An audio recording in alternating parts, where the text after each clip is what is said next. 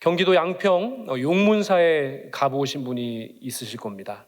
그러니까 이제 날이 좀 춥잖아요. 근데 이제 날 풀리면요, 좀 꽃구경도 이제 다녀오셔요. 양평에 가시면 이제 용문사에 아주 유명한 한 그루의 나무가 있습니다. 은행나무인데요, 무려 1100년이나 된 나무입니다. 놀라지도 않으시죠? 1100년 동안 그곳에 꿋꿋이 그렇게 서 있는 은행나무 한 그루가 있습니다.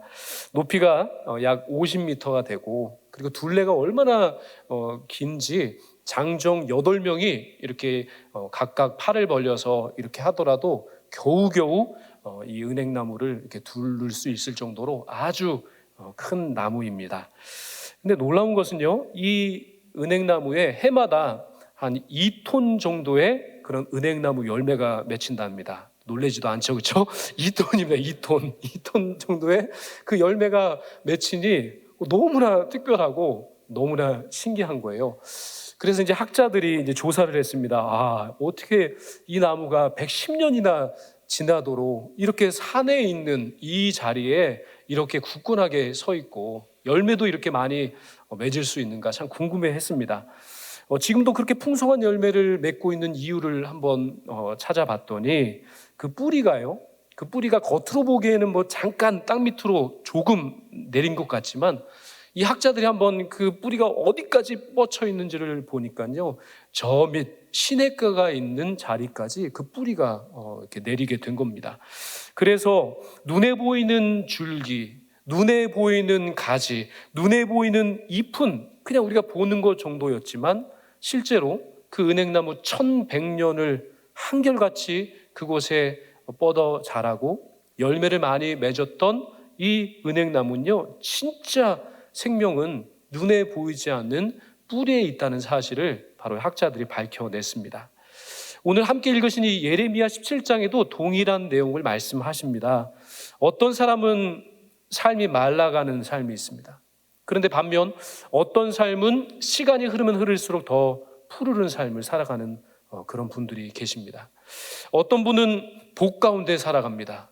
그런데 반대로 어떤 분은 삶의 과정이 저주처럼 느껴질 정도로 참 어려운 그런 삶의 여정이 있습니다.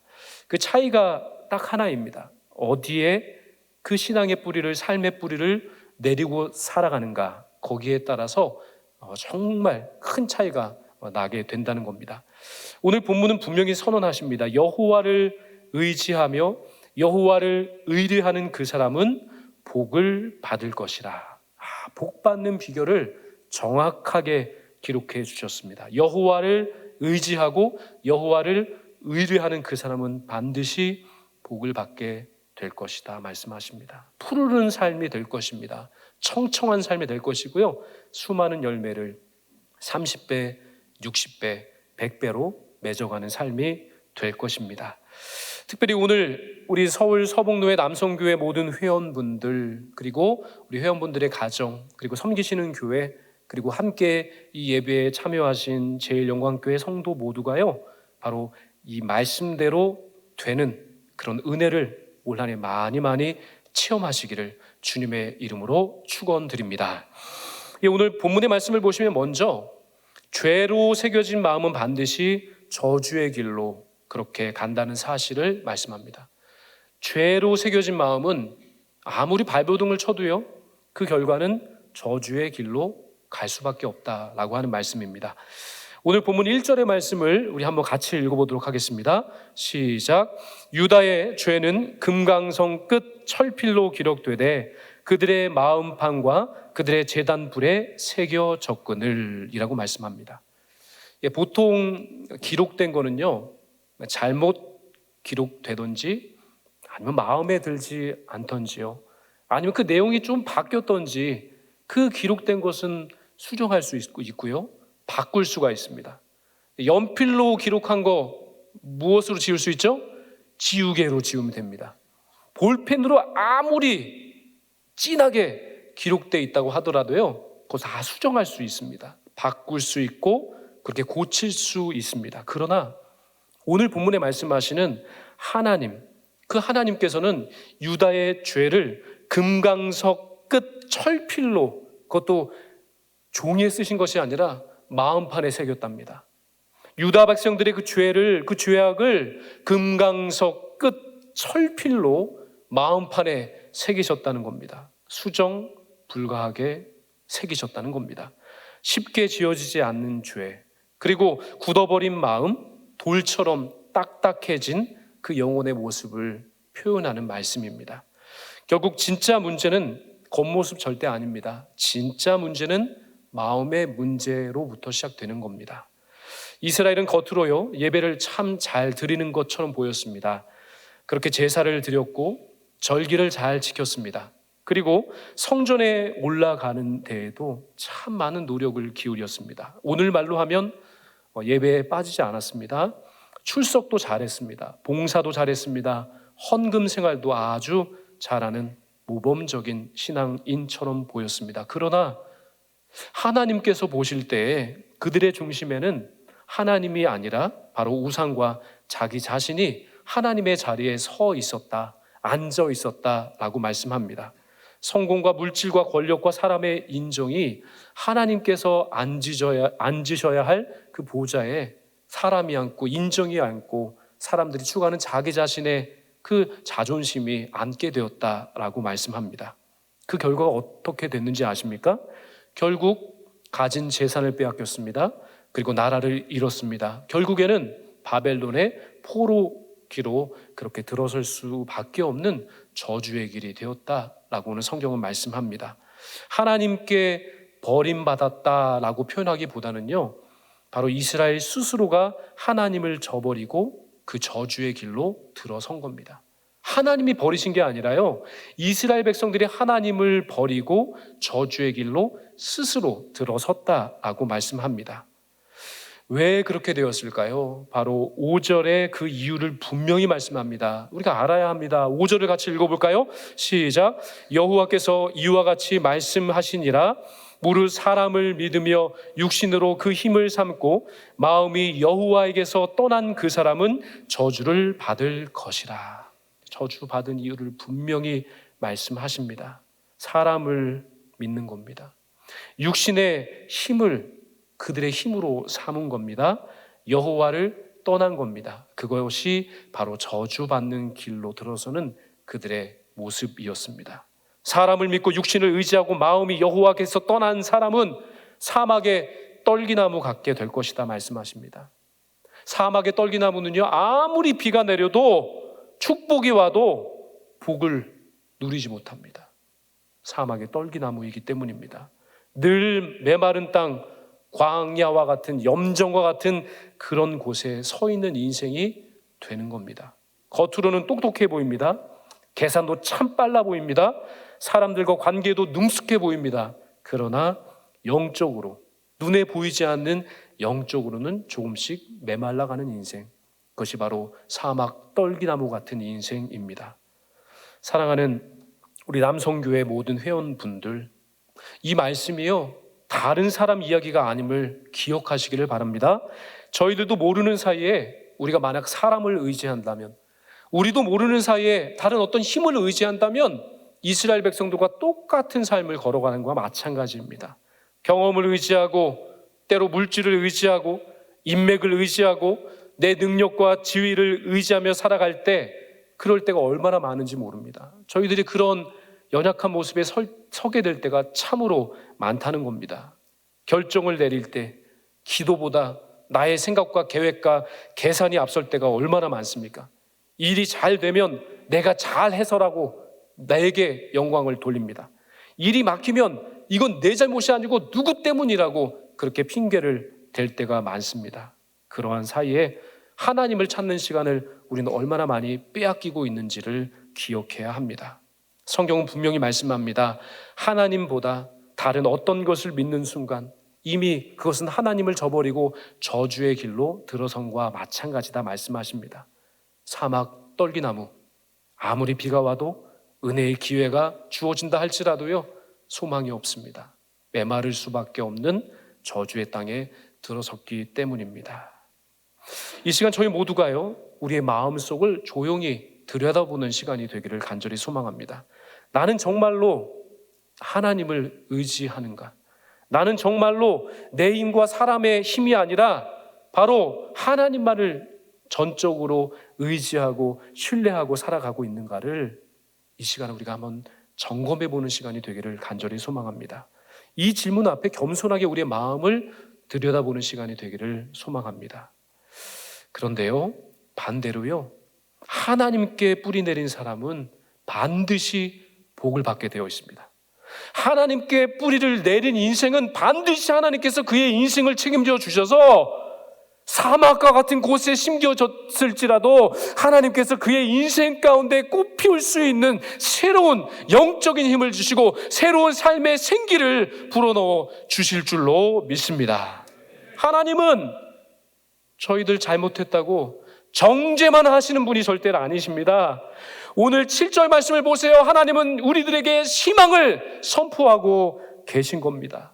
7절의 말씀 같이 읽어보겠습니다. 시작. 그러나 무릇 여호와를 의지하며 여호와를 의뢰하는 그 사람은 복을 받을 것이라. 아멘. 복이 다른 데 있는 것이 아닙니다. 여호와를 의지하는 자, 여호와를 의뢰하는 그 사람은 이미 복을 받은 겁니다. 상황과 여건이 중요한 것이 아닙니다. 내가 하나님 안에 사는가, 내가 하나님을 철저히 의지하고 의존하면서 살아가는 믿음의 사람인가, 믿음의 삶을 내가 지금 살고 있는가, 그것이 더 중요합니다. 환경이 중요한 것이 아니라 내 마음밭에 누가 주인으로 왕으로 서 계신가, 그것이 중요하다 말씀합니다. 오늘 7절에 말씀하시는 이 그러나라고 하는 이 단어가 얼마나 우리들에게 은혜가 되고 복이 되는지 모릅니다. 죄가 마음에 새겨지고 사람을 의지하며 저주를 향해 걸어갔던 저희들, 그러나 하나님께서는 또 다른 길을 우리에게 예비해 주신다라고 하는 축복의 말씀입니다. 그 길이 무엇입니까? 여호와를 의지하는 길, 여호와를 의뢰하는 삶, 그 삶이 복이라 말씀하십니다. 여기서 의지한다라고 하시는 이 말씀은요, 단순하게 하나님을 믿는다 이게 아니에요. 말로만 고백한다라고 하는 차원이 아닙니다. 말로만 그렇게 하겠다고 결정하는 것이 아니라 결정한 그대로 하나님을 먼저 찾고 문제를 만났을 때 그 문제를 해결하기 위해서 사람의 생각, 사람의 방법, 사람의 힘을 의지하는 것이 아니라 바로 철저하게 기도로 하나님 앞에 엎드리는 인생인 줄로 믿습니다. 하나님 앞에 나아가 하나님께 울고 불고 그렇게 하나님을 붙잡고 하나님께 간절히 기도하는 인생, 그 인생이 진짜 하나님을 의뢰하는 인생이요, 하나님을 믿는 믿음의 삶이 되는 겁니다. 사람의 말보다 하나님의 말씀을 믿는 겁니다. 그 하나님의 말씀을 더 신뢰하는 겁니다. 계산이나 이해 득실보다 하나님의 말씀이 있으니 그 말씀에 대해서 철저히 믿고 순종하는 것, 그것이 바로 하나님을 의지하는 삶이 되는 줄로 믿습니다. 이러한 의미에서 이 본문 8절의 말씀은 이러한 사람을 일컬어서 물가에 심겨진 나무다라고 하시면서 그런 나무에 비유하십니다. 8절을 같이 읽어볼까요? 시작. 그는 물가에 심어진 나무가 그 뿌리를 강변에 뻗치고 더위가 올지라도 두려워하지 아니하며 그 잎이 청청하며 가무는 해에도 걱정이 없고 결실이 그치지 아니함 같으리라. 아멘. 중요한 것 환경이 아닙니다. 중요한 것은 우리의 상황이 아닙니다. 잘 되는 상황, 좋은 형편이, 환경이 문제가 아니라는 겁니다. 우리가 물가에 심겨졌다는 것, 강변에 그 뿌리를 뻗쳐서 강변에 우리의 삶이 맞닿아 있다는 것, 이게 중요한 겁니다. 환경이 중요한 것이 아니라 우리의 삶의 뿌리가 주님께 맞닿아서 주님으로부터 공급받는 새로운 힘과 능력과 은혜를 받으며 살 수 있다면 환경은 더 이상 문제가 되지 않는 겁니다. 환경은요, 언제나 바뀝니다. 우리의 여건과 조건은요, 언제든 바뀔 수 있습니다. 좋다가도 나빠질 수 있고요, 나쁘다가도 정말로 좋아질 수 있는 것이 환경이요, 조건입니다. 그것에 따라 우리의 인생이 바뀐다고 한다면 얼마나 힘이 들겠습니까? 환경은 바뀝니다. 더위가 올 때도 있습니다. 가뭄이 들 때도 있습니다. 경기 침체가 올 수도 있습니다. 건강의 위기가 올 수도 있습니다. 관계의 어려움이 급박하게 찾아올 수도 있는 겁니다. 그러나 오늘 8절에서 말씀하시는 물가에 심기는 나무, 이 물가에 심겨져 있는 나무, 주님께 뿌리 내린 인생, 주님을 의지하고 주님을 신뢰하는 인생은요, 환경이 아무리 바뀌어도 그 인생이 메마르지 않습니다. 아무리 가물어도요, 주님으로부터 받는 은혜와 그 은총으로 말미암아 기쁨이 충만하고 감사가 충만하고 충성 다할 수 있는 힘과 용기를 하나님께서 베풀어 주실 줄로 믿습니다.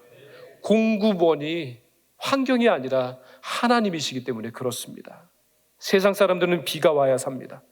세상 사람들은 환경이 좋아야 산다고 합니다. 세상 사람들은 일이 잘 되어야 축복받고 산다고 이야기합니다. 상황이 좋아지고 조건이 갖추어지고 누군가가 도와줘야 잘 산다라고 생각합니다. 그러나 하나님께 뿌리 내린 사람은 하나님으로 말미암아 살게 될 줄로 믿습니다.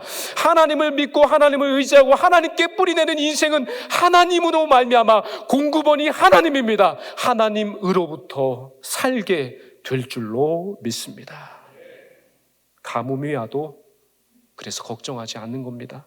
잎이 마르지 않고 열매가 많이 맺혀지게 되는 겁니다. 중국의 모소라고 하는 대나무가 있습니다. 아마 광고를 통해서도 들어보셨을 겁니다. 이 모소 대나무는요, 씨를 뿌리고 물을 주고요, 자라기를 기다립니다. 1년이 지났습니다. 2년이 지났습니다. 3년이 지났습니다. 4년이 지나도요, 자라는 게 보이질 않습니다. 그렇게 세월이 많이 흘렀는데도 불구하고 눈으로 보여지는 결과가 없다라고 하는 겁니다.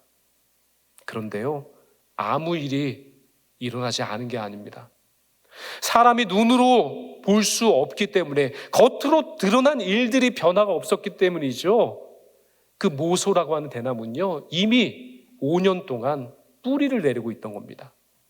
땅속 뿌리가 자라는 것을 볼 수 있는 사람은 없습니다. 그러나 죽은 나무가 아닙니다. 5년 동안 깊이 그 나무에 뿌리를 내리고 있었던 겁니다. 커가고 있었던 겁니다. 성장하고 있었던 겁니다. 준비하고 있었던 겁니다. 5년이 지나면 어떻게 되는지 아십니까? 무려 6주 만에 15m가 자랍니다. 또 놀라지 않으세요? 15m가 6주 만에 자라는 이 모소라고 하는 대나무. 겉으로 안 자라는 것 같지만 사실은 보이지 않는 곳, 그 속으로 계속 자라고 있던 겁니다. 계속 부흥하고 있던 겁니다. 계속 놀라운 일들을 이루고 있던 겁니다. 저희들의 신앙도 이와 같습니다. 겉으로는 당장 눈에 보이는 변화가 없을 때도 있습니다. 쑥쑥 자라면 좋죠. 많이 부흥하고 성장하면 얼마나 좋겠습니까? 기도 드리고 예배 드리고 봉사하고 그렇게 열심을 냈지만 현실에서 겉으로 드러나기에 변화된 모습이 없을 수 있습니다. 달라진 게 하나도 없을 수도 있습니다. 그러나 반드시 기억하십시오. 하나님이 일하고 계신 겁니다. 하나님이 우리 교회와 우리 개인과 우리의 삶의 자리와 우리의 사역의 자리, 우리의 비전 가운데 하나님께서 일하고 계시는 겁니다. 1년, 2년, 3년, 4년 눈에 보이지 않는다 하더라도 하나님은 반드시 우리를 통해 일하고 계시고 그 역사를 우리가 볼 수는 없지만, 다 이해할 수 없지만 그 역사를 오늘도 이루어 가고 계시는 줄로 믿습니다. 하나님은 저희들 속에서 신앙의 뿌리를 깊이 내리고 계신 겁니다. 절대 상황과 형편에 흔들리지 아니하도록 우리의 신앙의 중심이 지금 주님께 뿌리 내리고 있는 겁니다. 말씀 안에, 그리고 기도 안에, 공동체 안에 눈에 보이지 않는 뿌리, 그 뿌리가 자라고 있습니다. 어느 날 반드시 하나님의 정하신 때가 되면 나도 모르는 사이에 열매가 맺혀지게 될 줄로 믿습니다. 길이 열리는 역사를 보게 될 줄로 믿습니다. 삶이 달라지는 변화의 역사를 반드시 체험하게 되실 줄로 믿습니다. 100만 명 이상 되는 관객들이 시청한 그 영화가 있습니다. 실화를 바탕으로 제작된 영화, 신의 악단이라고 하는 영화가 있습니다. 이거 보신 분 있으신가요? 벌써 100만 명이나 이상 봤는데 아직 못 보신 분이 계시네요. 한번 기도하는 마음으로 시간을 내서 한번 보세요. 이제 거기 보면요, 이 신의 악단이라고 하는 이 찬양팀이 여러 곡을 그렇게 준비해서 발표를 하는데요. 그 곡 중에 특별히 길을 만드시는 주, 인상이 안 좋은데 길을 만드시는 주라고 하는 그 곡이 있습니다. Waymaker라고 하는 이 곡인데요. 이제 번역이 된 곡입니다. 이 찬양팀이 바로 이 곡을 부르면서 정말 천국의 소망이 이루어지고 천국의 역사가 나타나는 것을 체험하게 됩니다. 근데 이 찬양의 가사가 어떻게 되냐면요. 이렇게 가사가 적혀져 있습니다. 주 여기 함께 계시네. 주 여기 함께 계시네. 주 경배해. 이렇게 되거든요. 제가 다 부를 수는 없습니다. 시간이 없잖아요. 근데 가사가 이렇게 이어지는 겁니다. 이곳에 새 일 행하시네. 주 경배해. 주 경배해. 큰 길을 만드시는 주, 큰 기적을 행하시는 주, 그는 나의 하나님.